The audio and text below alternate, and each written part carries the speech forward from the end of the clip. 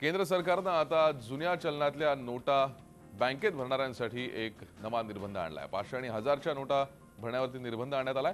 5000 पेक्षा जास्त रक्कम एकदाच भरता येणार आहे। 5000 पेक्षा कमी रक्कम भरण्यावर निर्बंध नाहीयेत, मात्र 5000 पेक्षा जास्त रक्कम असेल तर ती आता एकदाच भरता येणार आहे। जुन्या नोटांच्या बाबतीत हा नियम लागू करण्यात आलाय। अधिक माहिती घेऊयात आमचे प्रतिनिधी रामराजे शिंदे सध्या आपल्या संपर्कात आहेत। रामराजे, नेमका काय निर्बंध आहे हा? बिलकुल, सरकारने आज आणखी एक नवीन घोषणा केलेली आहे आणि या घोषणेमुळे ज्या जुन्या नोटा बँकेमध्ये दाखल करायच्या किंवा आपण डिपॉझिट करत होतो त्याची आता लिमिट जी आहे ती कमी करण्यासाठी सुरुवात केलेली आहे आणि त्याचा पहिला टप्पा आज झालेला आहे असं म्हणावं लागेल। कारण 5000 पेक्षा जास्त जर रक्कम भरायची असेल तर आता फक्त एकदाच भरता येणार आहे। 30 डिसेंबरच्या डिपॉझिट करायचे असतील पैसे तरी सुद्धा केवळ 5,000च करता येतील। त्यामुळे 5000 पेक्षा जर रक्कम भरावी लागेल तर एक रकमी आता एकदाच संधी आहे।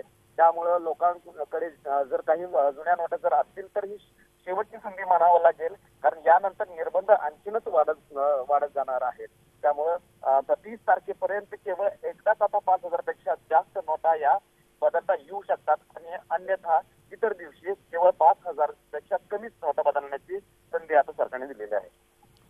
नक्कीच, धन्यवाद रामराजे सविस्तर माहितीसाठी। आपण पाहतोय 5000 पेक्षा कमी रक्कम जर आपल्याला जुन्या चलनातल्या नोटांची बँकेत भरायची असेल तर त्याच्यावरती निर्बंध नाहीयेत, मात्र 5000 पेक्षा जास्त रक्कम जर आपल्याला बँकेमध्ये भरणा करायची असेल तर ती एकदाच करता येणार आहे। झी 24 तास रहा एक पाऊल पुढे।